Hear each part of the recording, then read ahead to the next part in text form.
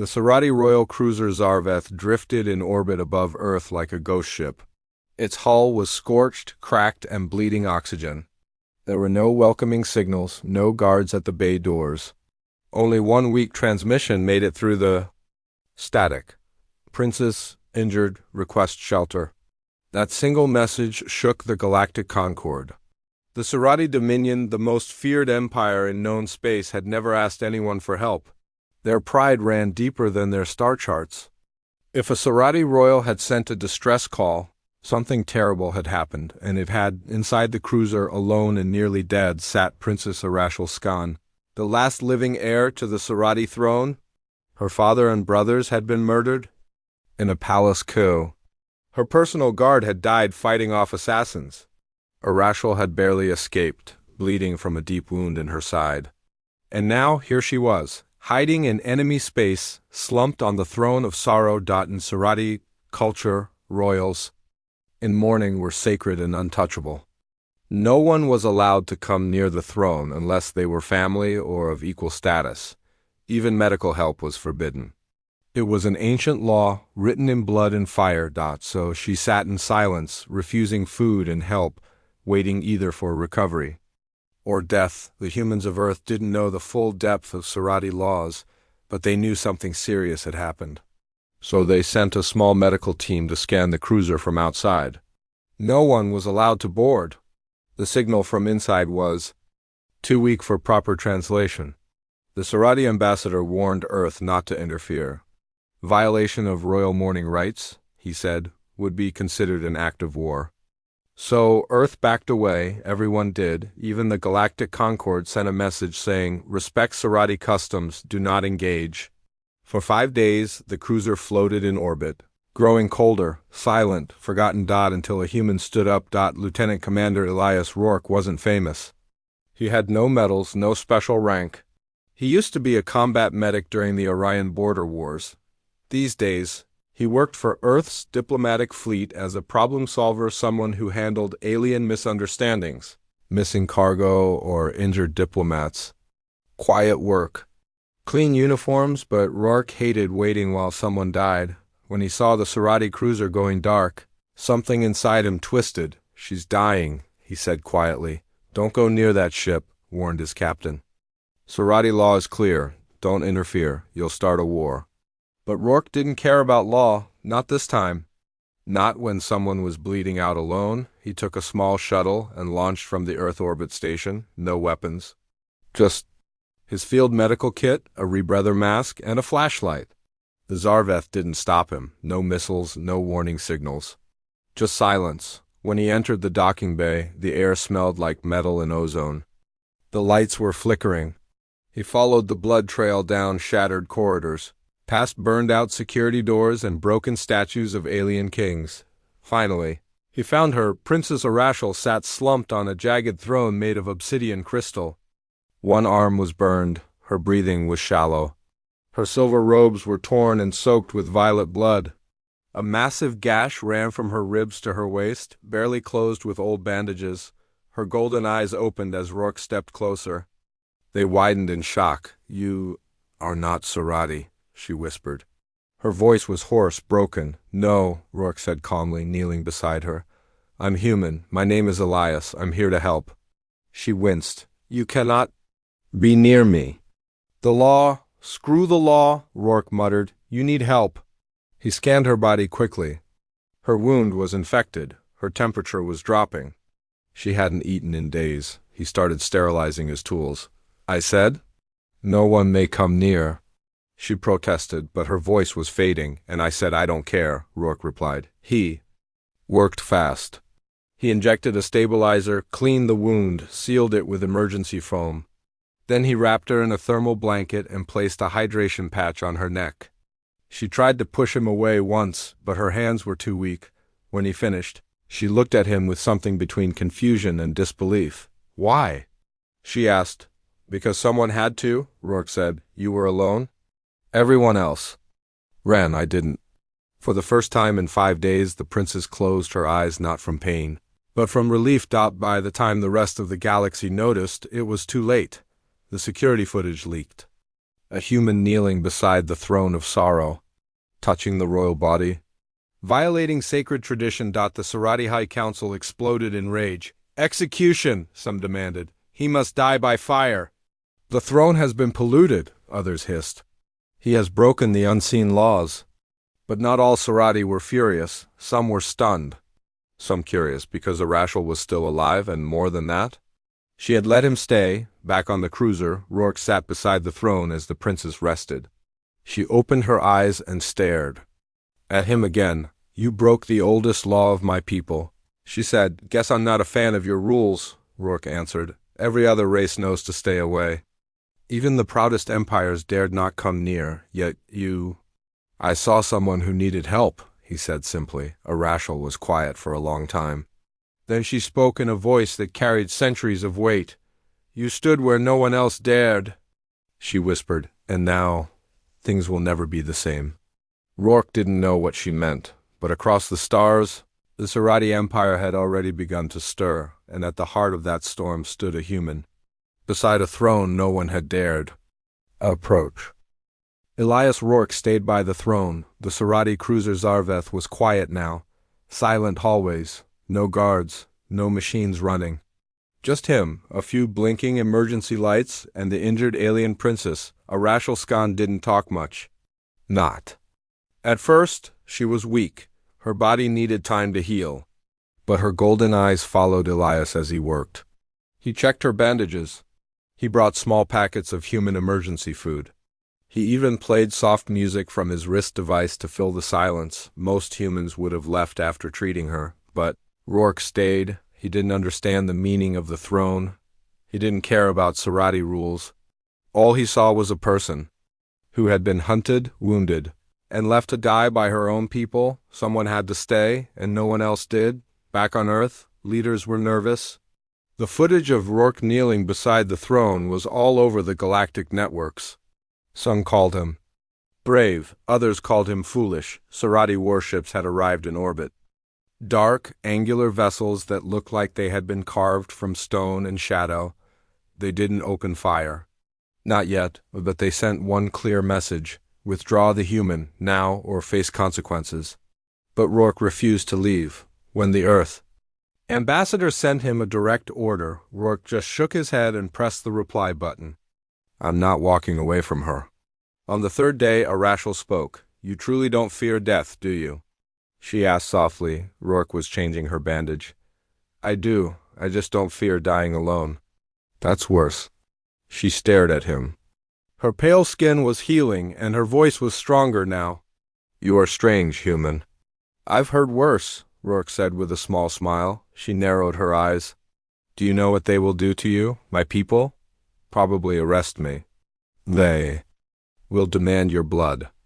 You broke the sorrow laws. You stood beside me. You touched the throne. You treated me like an equal. I treated you like a person, Rourke said. If that's illegal, your laws are broken. She looked away, silent again, but her hands stopped shaking that evening. Something changed. A message arrived from the Sorati High Council, the ruling body of what remained of the Empire. It was loud, angry, and full of demands. The princess is declared mentally unfit for rule. She has allowed an outsider to violate royal mourning. She is to be taken into custody and returned to Sorati Prime. Rourke read the message aloud. Arashal didn't react at first. Then slowly she sat up straighter on the throne. They mean to strip me of my crown, she said. To erase me. Because of me? Rourke asked. No, she replied, her voice cold. Because I survived. Then she did something no Sorati had done in over 5 centuries. She activated the right of recognition. It was a forgotten law, one that only a Sorati royal could use.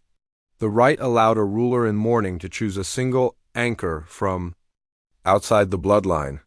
Someone who could stand beside the throne as both protector and equal. No, Sorati in living memory had used it, and no one had ever used it. For a human, she raised her hand and placed it over Rourke's. You stood when others fled. You kept me alive. You crossed the forbidden's boundary not in anger, but in care. By blood and breath, I name you my anchor.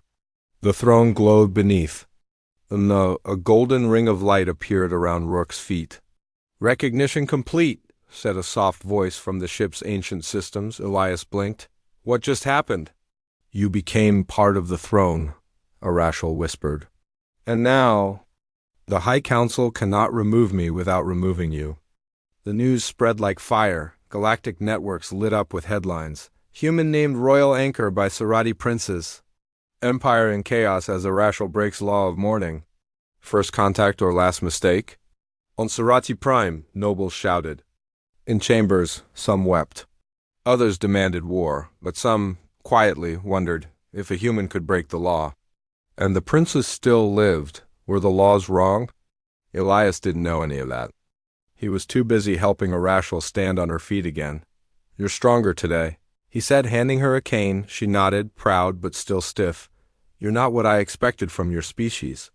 And you're not what I expected from royalty. She raised an eyebrow. Was that an insult? Rourke smiled. It was a compliment.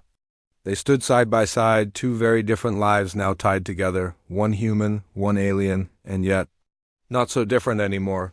2 days later, a Sarati war cruiser docked with the Zarveth. A diplomat and 4 guards stepped aboard, armed. But calm, you have violated sacred law, the diplomat said coldly. And I saved her life, Rourke replied. You were not invited. No one else was coming? The diplomat turned to Arashal. You are to return with us. If you refuse, you will be disowned. You will lose your title, your lands, your name. Arashal stood tall beside Rourke. Then I refuse. The diplomat's eyes widened. You mean to fight the Empire? No, she said. I am the Empire. She placed her hand gently on Rourke's shoulder. And I will not rule it alone. Back in orbit, more Sarati ships arrived. But none attacked. Not yet. They waited, watched, and wondered, what kind of human would risk death for someone so different? What kind of princess would break a 1,000-year law for a man who barely understood her world? And what kind of future would rise from a broken throne and a bond no one had seen coming? The galaxy could not believe what had happened. A human, Elias Rourke, had been named the royal anchor to Princess Arashal Skan of the Sarati Empire. It was not just strange. It was history-breaking. Sarati traditions were strict, ancient, and unchangeable, or so everyone thought. Now, a Terran stood where even the Sarati nobles feared to stand, and even worse for the Empire's leaders. The people had noticed in the outer Sarati colonies where the old rules meant little and life was hard, whispers began. Did you hear? The princess chose a human. She lived because of him. Maybe the old laws are broken. Some spoke in admiration, others in anger, but no one was silent anymore. Inside the Sarati High Council chambers on Sarati Prime, 13 noble voices shouted at once. She has shamed us. She must be removed. A human cannot share the throne. But one voice remained quiet. It belonged to Lord Viraxkan, Arashal's cousin, and next in line for the throne if she were declared unfit. He watched the chaos carefully, his pale fingers tapping against the crystal arm of his chair. Then he smiled. She has broken law, but let the law destroy her, he said calmly. We do not need assassins, we need a trial. The others paused. He continued, she must return to the capital and defend her actions. Let the people watch. Let her try to explain why she brought filth to the throne. The council agreed, and so the summons was sent. A week later, aboard the repaired Zarveth, Elias Rourke sat in the meditation chamber. Trying to stay calm, he had been in dangerous places before war zones, dying ships, alien jungles, but this was different. He had walked into someone else's ancient world and left muddy footprints all over their most sacred rules, and now they wanted answers. Arashal entered, dressed in ceremonial robes of black and silver. Her body was still healing, but her presence was sharp and proud. They have called for me to speak before the council, she said. I figured, Elias replied. They'll want to tear you down, perhaps. Or perhaps they will want to. Tear you down, Rourke smiled, tired. That wouldn't be new. She sat across from him. You don't have to come with me. Yes, I do, he said simply. She looked at him. Even if it means death? he nodded, especially then. The capital city of Sarati Prime was carved into the mountains of a blue and purple world. Tall spires touched the clouds, and glowing. Rings of air floated between towers like slow-moving stars. When the Zarveth landed at the edge of the Grand Hall, thousands of Sarati gathered in silence. None cheered, none threw stones. They simply watched, some in disbelief, some in awe. Arashal stepped down first. Rourke walked beside her. The silence cracked. A single Sarati child, barely taller than Rourke's Niran, from the crowd and shouted, "Thank you, human." A guard moved to stop him, but Arashal raised her hand. "Let him speak." The child stood proud. "She would be dead without you." Arashal looked at Rourke, and Rourke nodded. The world was changing. Inside the council hall, the nobles waited. Like wolves. Tall, thin, and dressed in cold colors, they looked down on the human as if he were a wild dog. Lord Virex stood in the center. "Princess Arashal, you are charged with treason. You allowed a human to sit beside the throne of sorrow. You performed the rite of recognition without approval. You threatened the Empire's future." Arashal stepped forward. "I survived betrayal. I escaped death. I did not expect help from anyone. And yet a human, with no reason, came to save me. Should I have let death take me instead?" "Tradition demands it," Virex replied. "Then tradition is cruel." She snapped. Gasps echoed in the chamber. "And you," Virex turned to Elias, "Urith creature, what do you know of our pain?" "Our history? I don't know much," Rourke said honestly, "but I know what I saw. A woman bleeding to death, abandoned by her own people. I didn't know your laws. I just knew she needed help. And that makes you worthy of standing beside her?" Virex laughed coldly. "No," Rourke said. "What makes me worthy is that I stayed." The chamber fell quiet. The council recessed for one night. The vote would be taken in the morning. Either Arashal would be allowed to rule with Elias at her side, or she would be stripped of her title forever. Outside, tensions grew. In the city, some chanted her name. Others shouted for exile. Walls were sprayed with paint. Flyers flew through the air. Soldiers were called to keep peace. An empire was cracking. That night, in their private chambers, Arashal stood by the window. "I may lose everything tomorrow," she said. Rourke looked up from the table. "Then I'll lose it with you." She turned to him. "You were never supposed to be part of this." "I never meant to be," he said. "But you sat alone on a throne no one would touch. I couldn't walk away." "Why?" she asked for the third time in as many days. Rourke paused, then replied, "Because someone has to be the first to stand up when no one else does." Dawn came. The 13 Sarati nobles returned to the Grand Hall. The vote was taken. The result: 6 to remove her, 6 to keep her. The final vote came from Virek. He rose slowly, face unreadable. "I vote," he began, "to keep her." Shock spread through the hall. Rourke's eyes narrowed. "Something was wrong?" Virex smiled thinly. "Let her stay. Let her rule. Let her live beside her human." Then he bowed slightly, "and let the people see her fail." Outside the chamber, Elias looked at Arashal. "He let you win," he said. "No," she said darkly. "He let the game begin." Because now she was queen in name, but Virex still held the army, and others still wanted her gone. Assassins would come. Lies would spread, but she wasn't alone anymore. A throne once broken was whole again, and beside it, a human still stood.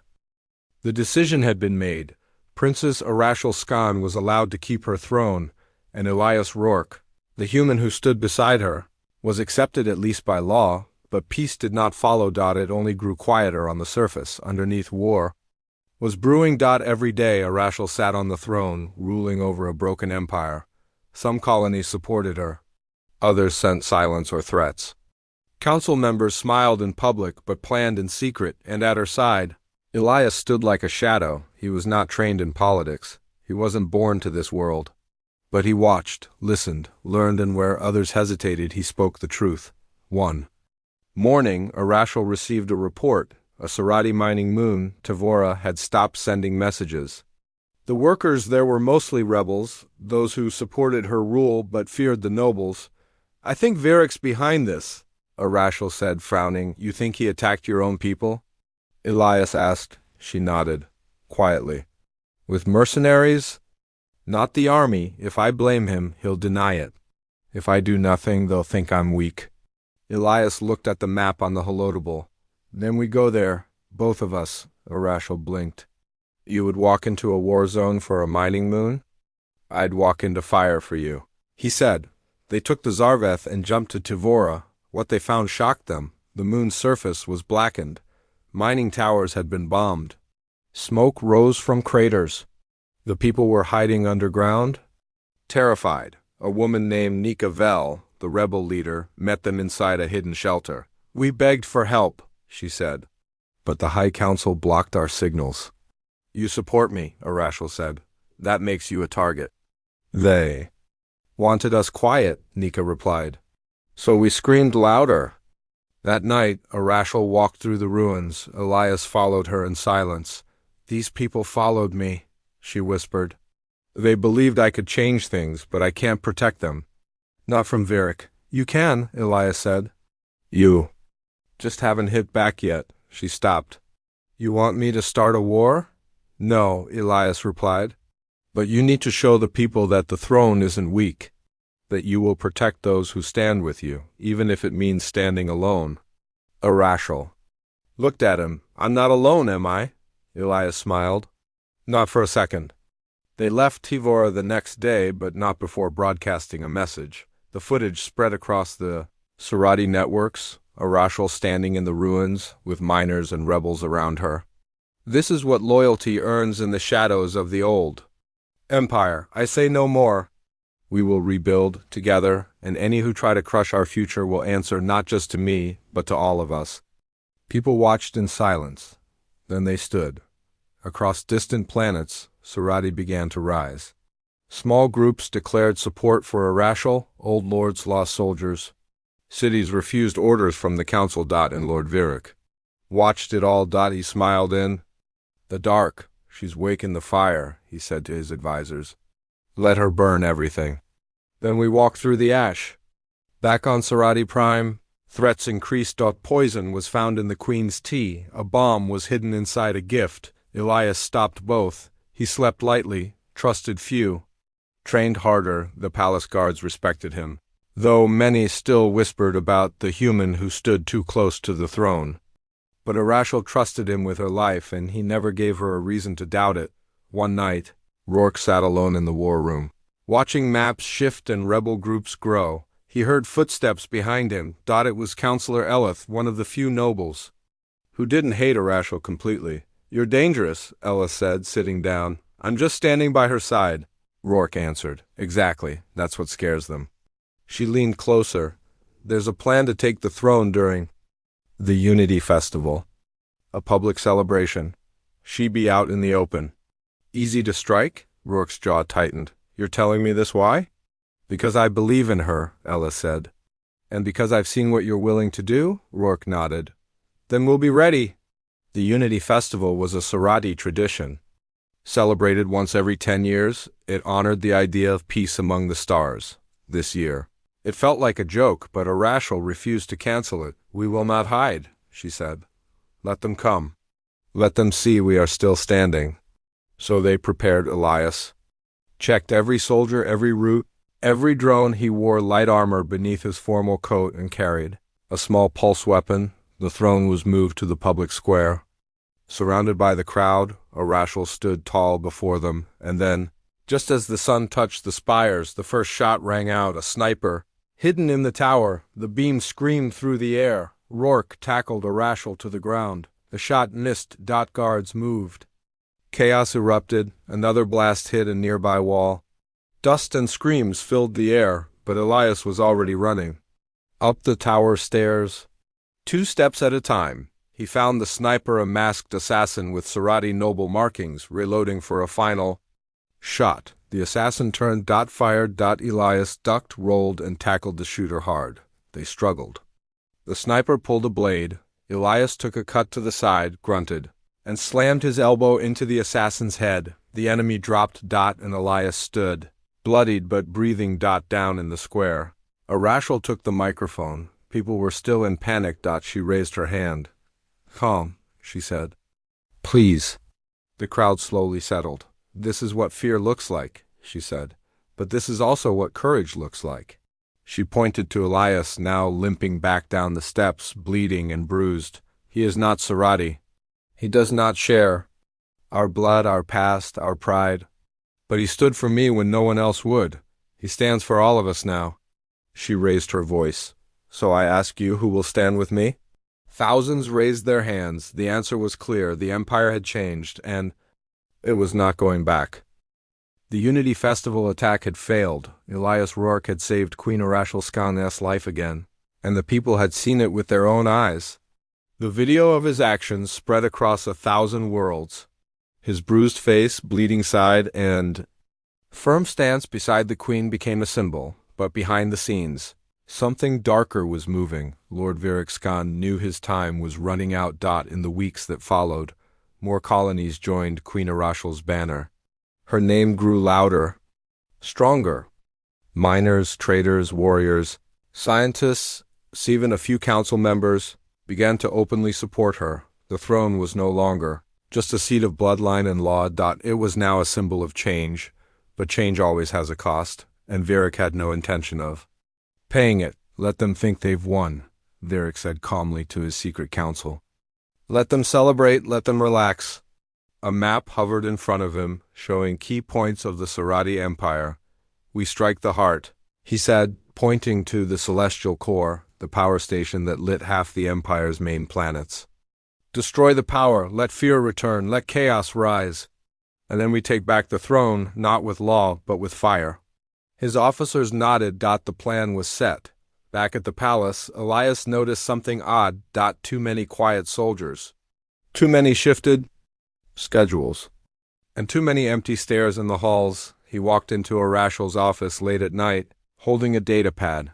I think something's coming, he said. She looked up, tired but focused. Vieric? Yes, he's moving. But I don't know where. Yet, it's big though. Feels like the endgame. Arashal stood up. Then let's not wait for it to find us. She turned to her guards. Alert every allied world. Double our patrols and bring the fleet captains in. Elias smiled. That's the Queen I know. Days later, the warning came. A massive explosion rocked the celestial core. Half the Empire went dark. Communications failed. Ships drifted. Cities panicked. Vieric broadcasted his message to all Sarati systems. The throne has fallen. The Empire belongs to those with strength. The human-loving Queen has failed. I am your light now. But the throne hadn't fallen. Not yet. Arashal stood in front of her remaining fleet. Her eyes were sharp, voice steady. This is no longer a battle for power, she said.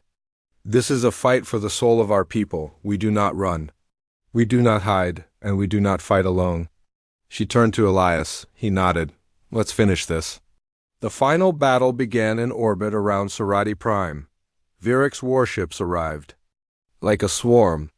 Dark, fast, and deadly, Arashal's forces met them head-on. Elias flew aboard the Zarveth, commanding a wing of fighter ships. His voice came through every open channel. They think we're weak. They think we'll break. But they forgot one thing. Humans don't quit. And neither do those who stand with us. Let's light the sky. Explosions lit the stars. Laser beams crisscrossed space. Sarati and humans fought, side by side. For the first time in history. Inside the palace, Vieric launched his final move. A ground team of assassins, dressed as Arashal's own guards, entered through the servant halls. Their mission: kill the Queen. But Arashal had expected them. She waited on the throne with a blade in hand, and beside her Elias returned from the skies, blood on his face, armor cracked but alive. They're coming, he said. I know. She answered. And then the throne room doors exploded. The assassins rushed in, silent, trained, deadly. Elias moved first. He tackled the front attacker, disarmed him, and shot the next. Arashal dodged a blade, slashed back with speed and power. The room became chaos. One assassin fired a blast at Arashal. Elias threw himself in the way. It hit him in the side again, harder this time. He dropped to one knee. Elias! Arashal shouted, cutting down the attacker. He looked up, blood in his mouth. Still here. Two more came for the queen. She spun, stabbed, kicked and ended them both. Silence returned. Elias lay on the ground, breathing hard. Arashel knelt beside him. "You need a medic." "I've had worse," he joked, though pain filled his voice. "You." "Idiot," she said, wiping blood from his face. He looked at her, eyes dim but strong. "Did we win?" She paused, then nodded. "Yes, because we're still standing." The rest of the battle lasted for hours, but the people had seen enough. When they saw Arashel and Elias fight together on the palace, feed bleeding, protecting, surviving, they knew who their true leaders were. One by one, Vyric's ships were taken down. Some fled. Some surrendered. Vyric himself was captured, dragged into the throne room in chains. "You let a human twist your empire," he hissed. "No," Arashel replied. "I let truth in." He laughed bitterly. "Then enjoy your broken throne." She stood over him. "It's not broken," she said. "Not anymore."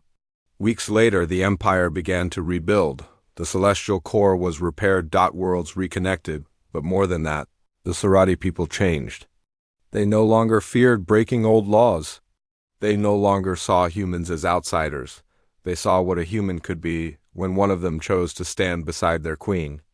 A grand ceremony was held at the royal hall. Thousands gathered. Elias Rourke stood beside Queen Arashel, wearing clean formal armor, a new scar across his cheek. Arashel raised her hand to silence the crowd. "This throne stood empty for too long," she said. "Not because it lacked power, but because it lacked courage." She turned to Elias. "And now it stands strong, not because of me, but because of him." The crowd erupted in cheers. Later, when the hall emptied, Elias sat beside her, quiet and thoughtful. "You saved your people," he said. She smiled. "You helped me find the strength. I was just the backup." "No," she said softly. "You were the reason I didn't fall." He looked at her, eyes steady. "Then I'll keep standing until the stars go cold."